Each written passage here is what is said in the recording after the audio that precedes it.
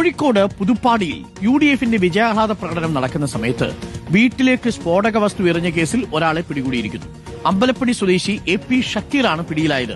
LDF സ്ഥാനാർത്ഥി അബ്ദുൾ ജലീൽ കോയത്തങ്ങൾക്ക് കെട്ടിവെക്കാൻ പണം നൽകിയ ബന്ധുവിന്റെ വീടാണ് ആക്രമിച്ചത്. സുനോജ് ഉണ്ട് കൂടുതൽ വിവരങ്ങളുമായി. സുനോജ്, ആഹ്ലാദ പ്രകടനം അതിര് കടന്നതാണോ AP ഷക്കീറിനെ ഇപ്പോൾ വലയിലാക്കിയത്? അതുമായി തീർച്ചയായിട്ടും, അതായത് തെരഞ്ഞെടുപ്പ് ഫലം വന്ന അന്ന് ഉച്ചയ്ക്ക് ശേഷം 3:30ക്കാണ് ഈ സംഭവം നടക്കുന്നത്.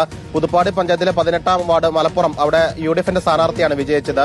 അങ്ങനെ വിജയാഘോഷ പ്രകടനം നടത്തുന്ന സമയത്താണ് എതിർ സ്ഥാനാർത്ഥി LDFന്റെ അബ്ദുൾ ജലീലിന്റെ അദ്ദേഹത്തിന് വേണ്ടി പണം കെട്ടിവെക്കാൻ നൽകിയത് പിതാവിന്റെ സഹോദരനാണ്. അദ്ദേഹത്തിന്റെ വീടിന് മുൻപിലൂടെ ഈ പ്രകടനം പോകുന്ന സമയത്താണ് ലീഗിന്റെ പ്രവർത്തകർ ആ വീടിന് നേരെ ആക്രമണം നടത്തുന്നത്. അതായത് ഉഗ്ര സ്ഫോടന ശേഷിയുള്ള ഒരു സ്ഫോടക വസ്തു വീടിന് നേരെ എറിയുന്നു. ആ വീട്ടിലുള്ളവർക്ക് തന്നെ ചേർന്ന് അത് തടയാൻ ശ്രമിക്കുന്നുണ്ട്.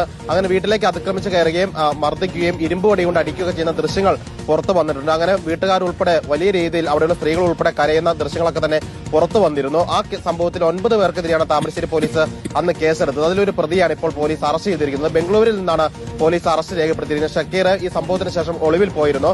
ഊട്ടിയിലും മറ്റു സ്ഥലങ്ങളൊക്കെ തന്നെ ഒളിവിലായിരുന്നു. അങ്ങനെ പോലീസിന് ലഭിച്ച രഹസ്യ വിവരത്തിന്റെ അടിസ്ഥാനത്തിൽ ബംഗളൂരിലെ ഒരു ഫ്ളാറ്റിൽ നിന്നാണ് ഇദ്ദേഹത്തെ പിടികൂടിയിരിക്കുന്നത്. ഇദ്ദേഹത്തെ ഒളിവിൽ താമസിപ്പിച്ച മറ്റ് 3 പേരെ കൂടി പോലീസ് കസ്റ്റഡിയിലെടുത്തിരുന്നു. അവർക്ക് നോട്ടീസ് നൽകി പറഞ്ഞയക്കുകയും ചെയ്തിട്ടുണ്ട്. അരുകുമാർ.